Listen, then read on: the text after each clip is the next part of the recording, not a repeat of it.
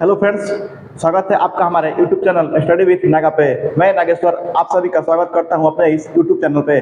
Friends, जैसा कि आपको पता है कि हमने इतिहास का टॉपिक शुरू किया था, जिसमें हमने अपने पहले वीडियो में, इसके पिछले वीडियो में लेक्चर 1 को कंप्लीट किया था। आज हमारा क्लास दूसरा है, लेक्चर 2 है।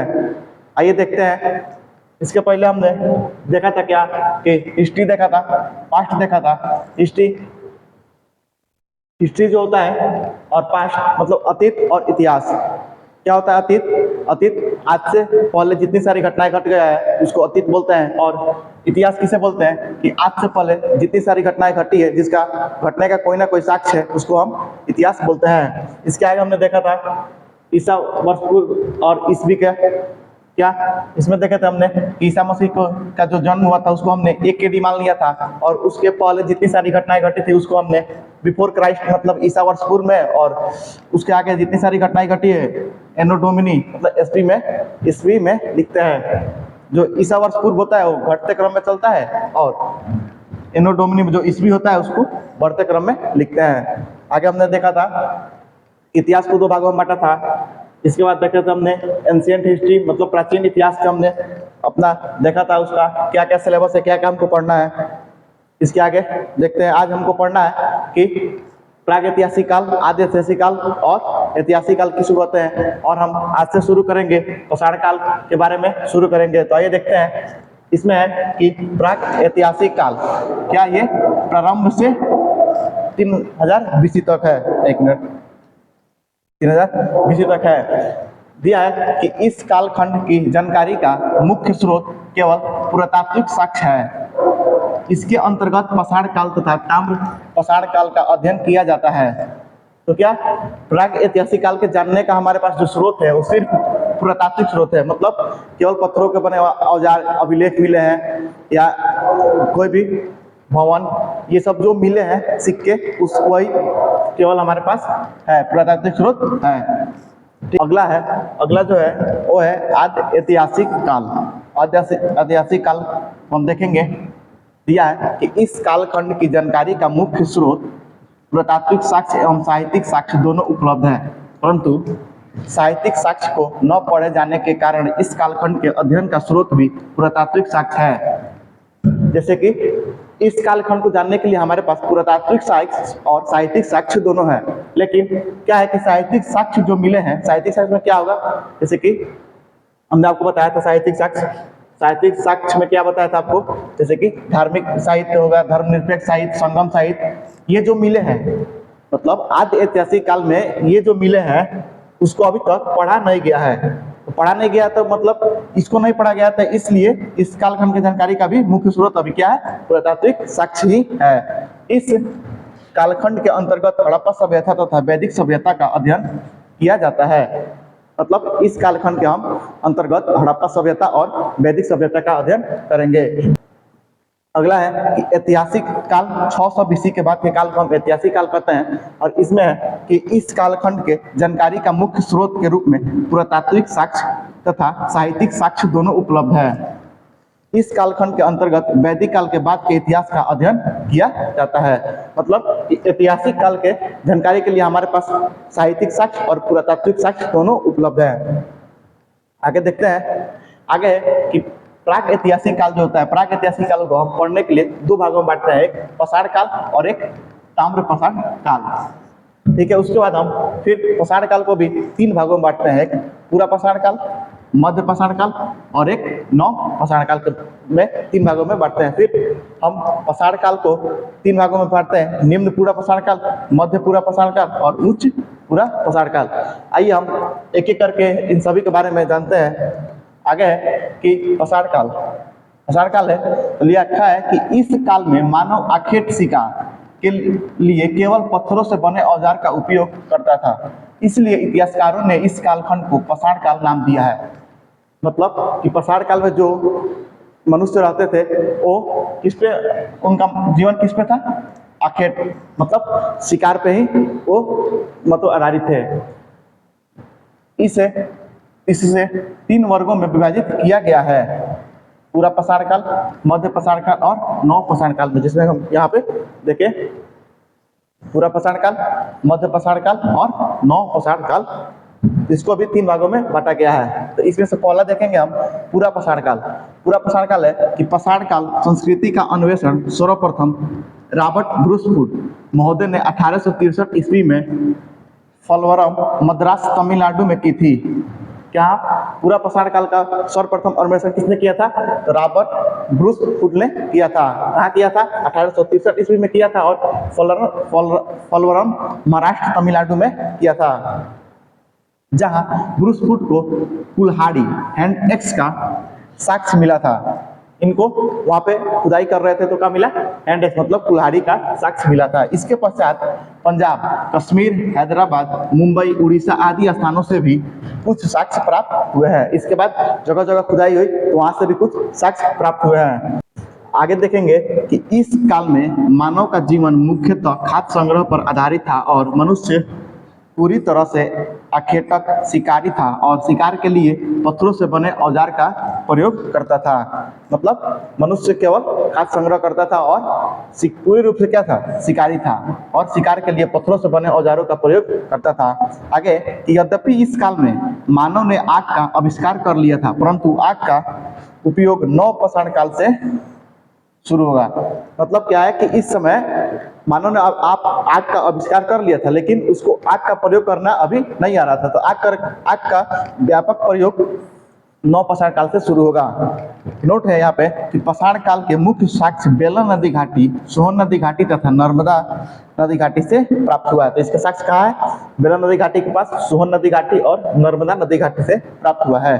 पूरा पाषाण को 3 भागों में विभाजित किया गया है। अभी पीछे भी बताया हम यहाँ पे, जैसे कि फिर पूरा पाषाण काल को भी 3 भागों में विभाजित किया गया है। तो वही है, आइए देखते हैं।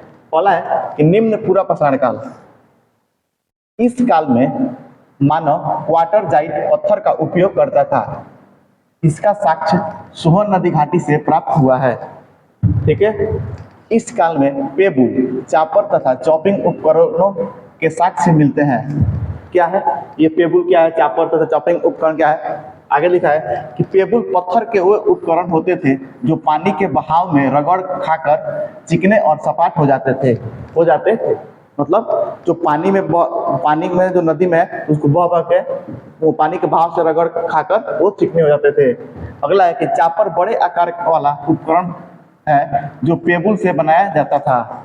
मतलब जो पेबुल से बनाया जाता था उसको चापर कहते हैं। चापिंग उपकरण द्विधारी होते थे, अर्थात पेबुल के ऊपर दोनों किनारों को छीलकर उनमें धार बनाई जाती थी। जो पेबुल थे उसी के दोनों किनारों पर छीलकर उस पर धार बनाई जाती थी, उसी को हम चॉपिंग कहते थे। अगला है कि मध्य पूरा पाषाण काल। इस काल में मानव जेस्पर या चौट पत्थर का इस्तेमाल करता था तथा इस पत्थर को फलक कहा जाता था। मतलब कि मध्य पूरा पाषाण काल में जो मानव था जेस्पर या चौट पत्थर का उपयोग किया जाता था, उसको क्या बोला जाता था? फलक कहा जाता था।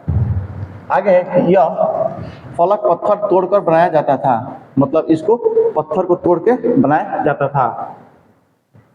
मध्य पूरा पाषाण काल के उपकरण महाराष्ट्र के नेवासा, झारखंड के सिंहभूम, उत्तर प्रदेश में चकिया जो बनारसी में है, बेलन घाटी, प्रयागराज, मध्य प्रदेश की भीमबेटका गुफाओं तथा सोहन घाटी गुजरात में, सौराष्ट्र क्षेत्र, हिमाचल प्रदेश में ब्यास, वानगंगा तथा सिरसा घाटियों आदि विविध पूरा स्थलों से प्राप्त हुआ है। मतलब इतने सारी जगहों से मध्य पूरा पाषाण काल के जो उपकरण हैं वो प्राप्त हुए हैं। आगे तीसरा उच्च पूरा पाषाण काल है कि इस काल में होमोसिपियंस मानव की उत्पत्ति हुई। मतलब कि मानव पहले से ज्यादा मतलब सभ्य हो गए और उनको अच्छी मतलब औजार भी अच्छे से बनाने लगे। इस काल में प्रमुख पाषाण उपकरण ब्लेड है। ब्लेड पतले तथा संकरे आकार वाला वह पाषाण फलक है जिसके दोनों किनारे समानांतर होते हैं तथा लंबाई में अपनी चौड़ाई से 2 गुना होता है। क्या ब्लेड किस प्रकार का होता है?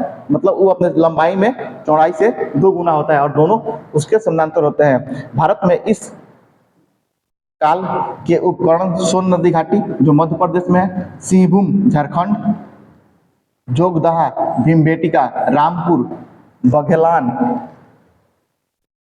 बघोरा मध्य प्रदेश, पटरेड़ भदेड़ तथा इनाम गांव महाराष्ट्र, रेनीकुंडा बेमुला कुर्नूल गुफाएं आंध्र प्रदेश, सोरापुर दोआब कर्नाटक तथा बूढ़ा पुष्कर राजस्थान आदि से प्राप्त हुए हैं। अगला पॉइंट है, अगला पॉइंट दिया है कि आपको एक क्वेश्चन है कि निम्न, एक मिनट, यहाँ पे एक क्वेश्चन है आपको कि निम्न में से किस कालखंड में होमोसिपियंस मानव की उत्पत्ति हुई है। तो होमोसिपियंस मानव की उत्पत्ति क्या हुआ था, उच्च पूरा प्रसार काल में हुआ था। लेकिन अगर आप ऑप्शन देखेंगे तो उच्च पूरा प्रसार काल कहीं नहीं दिया है, लेकिन उच्च पूरा प्रसार काल को देखेंगे तो हम किसका भाग है, तो ये पूरा प्रसार काल का भाग है, तो इसीलिए इसका आंसर हो जाएगा ए, पूरा प्रसार काल में हुआ था। आगे देखेंगे, अगला है कि मध्य प्रसार काल। हमने पूरा प्रसार काल पढ़ लिया, उसके तीनों भागों को पढ़ लिया। अब देखेंगे मध्य प्रसार काल। तो इस काल में औजार का आकार छोटा होने लगा, जिससे माइक्रोलिथ कहा जाता था। मतलब जो पहले थे निम्न पूरा प्रसार काल में जो थे, जो पूरा प्रसार काल में जो मानव थे वो बड़े बड़े पत्थरों का आविष्कार, मतलब हथियार बनाते थे। और आगे आके क्या हुआ, औकार उनका क्या हो गया, छोटा हो गया, जिसे माइक्रोलिथ कहा गया। सर्वप्रथम CL कार्लाइव ने विंध्य क्षेत्र से लघु पाषाण उपकरण खोजे। मतलब सर्वप्रथम किसने खोजा था, CL कार्लाइव ने खोजा था। इस काल के प्रमुख केंद्र बेतवा घाटी, सोन घाटी मध्य प्रदेश, कृष्णा घाटी कर्नाटक, बेलन घाटी उत्तर प्रदेश, नेवासा महाराष्ट्र इत्यादि जगहों से इसका प्राप्त हुआ है। आगे कि इस काल की सबसे बड़ी उपलब्धि पशुपालन का प्रारंभ होना था। पशुपालन का प्रारंभ होना था, मतलब कि मध्य प्रसार काल में आकर मनुष्य ने मतलब पशुपालन शुरू किया, जिसका साक्ष्य फागौर राजस्थान तथा आदमगढ़ मध्य प्रदेश से प्राप्त हुआ है। इस काल के लोगों ने सर्वप्रथम कुत्ते को पालतू पशु बनाया था। इसी काल में मानव कंकाल का प्रथम साक्ष्य सराय नहर तथा महदहा उत्तर प्रदेश से मिला है। मतलब सर्वप्रथम मानव कंकाल का साक्ष्य कहाँ से मिला है, तो मध्य पूरा प्रसार काल में मिला है। कहाँ से, तो सराय नहर महदहा से मिला है। आगे एक नोट है, नोट दिया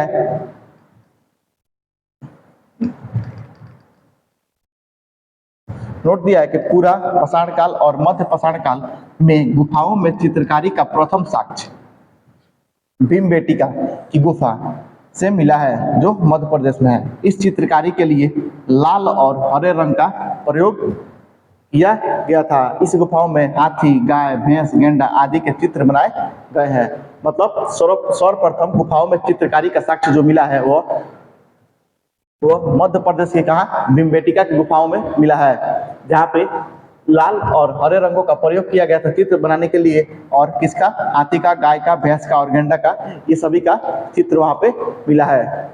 आगे देखते हैं, आगे है नव प्रसार काल। नव प्रसार काल में देखते हैं कि इस काल में मानव के लिए जलवायु अपेक्षाकृत अनुकूल होने लगी और मानव पहले की अपेक्षा थोड़ा विवेकशील हुआ। मतलब क्या, जो अभी तक चला आ रहे थे मानव, तो इस समय आते आते नव प्रसार काल में आते आते क्या हुआ था, इन लोगों के लिए जलवायु अनुकूल होने लगी। मतलब ये वातावरण के साथ घुल मिल गए और अपेक्षाकृत थोड़ा विवेकशील, मतलब आपको पता है ना कि आग का आविष्कार कर लिया है। और अब जो पहले हथियार बनाते थे, बड़ा बड़े बनाते थे, अब छोटे छोटे हथियार बनने लगे हैं और अच्छे से बनने लगे हैं। तो आगे है कि इस काल में अधिकांश औजार पत्थर के ही बनाए जाते थे, परंतु औजार का स्वरूप काफी अच्छी हो गई थी। मतलब पता है ना कि आगे जैसे जैसे मानव मतलब आगे बढ़ता गया, तो क्या हुआ, इन लोग विवेकशील हुए और जलवायु के लिए अनुकूल होने लगी।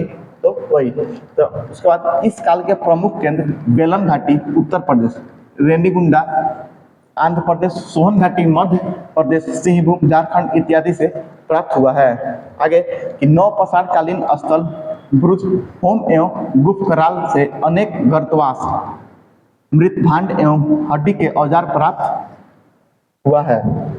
ठीक है, चिरांद बिहार से प्रचुर मात्रा में हड्डी के उपकरण पाए गए हैं जो मुख्य रूप से हिरण के सींगों के हैं। कहाँ से? बिहार के चिरांद से। इसी काल में पहिया का इस्तेमाल शुरू हुआ तथा मिट्टी के बर्तन बनाने की प्रक्रिया प्रारंभ हुआ। किस काल से? तो नवपाषाण काल से। आगे है कि इस काल से आग का व्यापक प्रयोग प्रारंभ हुआ। आगे कि इसी काल में कृषि का प्रथम साक्ष्य मेहरगढ़ बलूचिस्तान पाकिस्तान से प्राप्त हुआ। यहाँ से जौ, गेहूं तथा कपास की खेती का साक्ष्य प्राप्त हुआ है। ठीक है। नवीनतम शोध से के आधार पर चावल का प्रथम साक्ष्य लहुरा देव संत कबीर नगर जिला उत्तर प्रदेश से पता चला है। ब्रुजहोम तथा गुफकराल से मानव के कब्र का अवशेष मिला है। यहाँ मानव अस्थियों के साथ साथ कुत्ते की अस्थियां मिली है। तो ये रहा नवपाषाण काल में जो क्या इनके लिए जलवायु अपेक्षाकृत अनुकूल हो गई और थोड़ा विवेकशील हुआ, तो जो औजार बना रहे थे वो और अच्छा बनने लगा। और इस काल में क्या मतलब इसका जो भी इसका जो साक्ष्य मिला है वो केंद्र इसका कहाँ से? बेलन घाटी से, रेनीगुंडा आंध्र प्रदेश से, सोन नदी घाटी, सिंहभूम झारखंड से मिला है। और इसके बुर्जहोम और गुफकराल से गर्तवास, मृतभांड एवं हड्डी के उपकरण पाए गए हैं। और बिहार का एक मतलब जगह है जो चिरांद है, वहाँ से प्रचुर मात्रा में क्या हड्डी के उपकरण पाए गए हैं जो मुख्य रूप से हिरण के सींगों के हैं। इसी काल में क्या पहिया का इस्तेमाल शुरू हुआ जिससे मिट्टी के बर्तन बनाने लगे। ठीक है। और प्रथम साक्ष्य का कृषि का प्रथम साक्ष्य कहाँ से मिला था? बलूचिस्तान पाकिस्तान से प्राप्त हुआ था। लेकिन नवीनतम शोधों के आधार पर चावल का प्रथम साक्ष्य लहुरा देव संत कबीर नगर उत्तर प्रदेश से मिला है। आगे हम देख लेंगे कि ताम्रपाषाणकालीन संस्कृतियां, क्योंकि हम यहाँ पे दो भागों में बांटे थे ना इसको, यहाँ पे एक पाषाण काल और दूसरा ताम्रपाषाण काल। हमने पाषाण काल देख लिया। अब देखेंगे यहाँ पे ताम्रपाषाण काल के बारे में। तो इस काल में मनुष्य पत्थर एवं तांबे के उपकरण या औजार प्रयोग करने लगा था। इसी कारण इस काल को, तो यहाँ पे काल होगा, इस काल को ताम्रपाषाण काल कहते हैं। मतलब क्या हुआ कि यहाँ पे आते मानो ताम्रपाषाण काल में आते आते किसकी खोज कर ली थी? मानव ने तांबे की खोज कर ली। और तांबे का इस काल में व्यापक प्रयोग हुआ, इसलिए इसको ताम्रपाषाण कहते हैं। लगभग 5000 ईसा वर्ष पूर्व में मनुष्य ने सर्वप्रथम जिस धातु का प्रयोग किया वह तांबा था। मतलब मनुष्य ने सर्वप्रथम जिस धातु का प्रयोग किया है वह धातु क्या था? तांबा था। ताम्रपाषाणकालीन संस्कृतियां कृषक ग्रामीण संस्कृतियां थी। मतलब ये संस्कृति क्या थी? ग्रामीण संस्कृति थी। इस काल की प्रमुख संस्कृतियां हैं, पहला है बनास, यहाँ पे होगा औहाड़ संस्कृति जो क्या थी? राजस्थान में थी। प्रमुख स्थल औहाड़, बालथला तथा गिलुंद था। औहाड़ को तवावंती भी कहा जाता है क्योंकि यहाँ बड़े पैमाने पर तांबा मिलता था। इस संस्कृति का कार्यक्रम मतलब कार्यकाल देखेंगे तो कार्यकाल कितना? 2100 से 1500 ईसा वर्ष पूर्व के बीच रखा गया है। ठीक है। औहाड़ के लोग पत्थर के बने घरों में रहते थे। कहाँ रहते थे? पत्थर के बने घरों में रहते थे।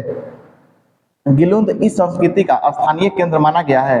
यहाँ से पक्की ईंटों के निर्माण का साक्ष्य मिला है। यहाँ से तांबे की बनी कुल्हाड़ी, चूड़ियाँ तथा चादरें प्राप्त हुई है। कहाँ से प्राप्त हुई है? तो बनास या औहाड़ संस्कृति से प्राप्त हुई है जो राजस्थान में है। अगला है कि कायथा संस्कृति मध्य प्रदेश। प्रमुख स्थल कायथा तथा एरन। कायथा के मृतभांड पर प्राक हड़प्पन या हड़प्पा और हड़प्पोत्तर संस्कृति का प्रभाव दिखाई देता है। यहाँ से स्टेटाइट और कर्नेलियन जैसे कीमती पत्थर के हार प्राप्त हुए हैं। नोट है कि एरन अभिलेख से सती प्रथा के प्रथम अभिलेखीय साक्ष्य मिले हैं। सती प्रथा के प्रथम अभिलेखीय साक्ष्य कहाँ से मिले? तो एरन अभिलेख से मिले हैं। नेक्स्ट है मालवा संस्कृति। प्रमुख स्थल की बात करेंगे तो कायथा, एरन तथा नवादा टोली है। मालवा मृतभांड अपने उत्कृष्टता के लिए जाने जाते हैं। नवादा टोली से विभिन्न कृषि फसलों के साक्ष्य प्राप्त हुए हैं। बस इसमें आपको क्या ध्यान देना है? 2 या 3 बातों को ध्यान देना है कि कायथा संस्कृति कहाँ थी, थी, मध्य प्रदेश संस्कृति थी, ताम्रपाषाण युगीन संस्कृति थी। बस इसके प्रमुख स्थल कायथा और एरन थे। कायथा के मृदभांड जो थे वो प्राक हड़प्पन में, हड़प्पा और हड़प्पोत्तर मैंने हड़प्पा के बाद भी संस्कृति का प्रभाव दिखाती है। यहाँ से स्टेटाइट और कॉर्नेलियन जैसे कीमती पत्थरों का हार का प्राप्त हुआ है। एरन अभिलेख से सती प्रथा के अभिलेख का साक्ष्य मिला है। वही मालवा संस्कृति में क्या है, यहाँ कायथा, एरन तथा नवादा टोली है। आगे नवादा टोली के विभिन्न कृषि का साक्ष्य मिला है और मालवा के जो मृदभांड थे अपने उत्कृष्टता के लिए जाने जाते थे। जोरवे संस्कृति जो महाराष्ट्र में थी, तो इसके प्रमुख स्थल के बारे में देखेंगे तो जोरवे, नेवासा, दहमदाबाद और इनाम गांव था। दहमदाबाद से भारी मात्रा में कांसे की वस्तुएं मिली है। यह हड़प्पा संस्कृति का हड़प्पा सभ्यता का प्रभाव दिखलाती है। कहाँ से, तो दहमदाबाद से मिली है। यहीं से गेंडा, हाथी, भैंसा तथा रथ चलाते हुए मनुष्य की आकृति मिली है। कहाँ से, तो जोरवे संस्कृति से मिली है। इनाम गांव ताम्रपाषाण युग की एक बड़ी बस्ती थी। यह बस्ती किलाबंद और खाई से घिरी हुई थी। तो क्वेश्चन कैसे आ सकता है कि ताम्रपाषाण युगीन कौन ऐसी बस्ती थी जो किला बंद और खाई से घिरी हुई थी, तो कौन थी, इनाम गांव की ताम्रपाषाण युगीन वह बस्ती थी। 1200 ईसा वर्ष पूर्व के लगभग ताम्रपाषाणी संस्कृति का लोप हो गया। केवल जोरवे संस्कृति 700 ईसा वर्ष पूर्व तक जीवित रही। 700 ईसा वर्ष पूर्व तक जीवित रही कौन, सिर्फ जोरवे संस्कृति। ताम्रपाषाण कालीन संस्कृति के विलुप्त होने का कारण बहुत कम वर्षा या सूखा था। ठीक है, तो आज हमने पाषाण काल और ताम्रपाषाण काल का देखा। तो आई होप कि आपको ये वीडियो अच्छा लगा होगा। आपको ये वीडियो कैसा लगा हमें कमेंट बॉक्स में जरूर बताएं और ये वीडियो अपने दोस्तों को शेयर कर दें ताकि उनको भी ये जानकारी प्राप्त हो। तब तक के लिए धन्यवाद। मिलते हैं किसी अगले वीडियो में। जय हिंद।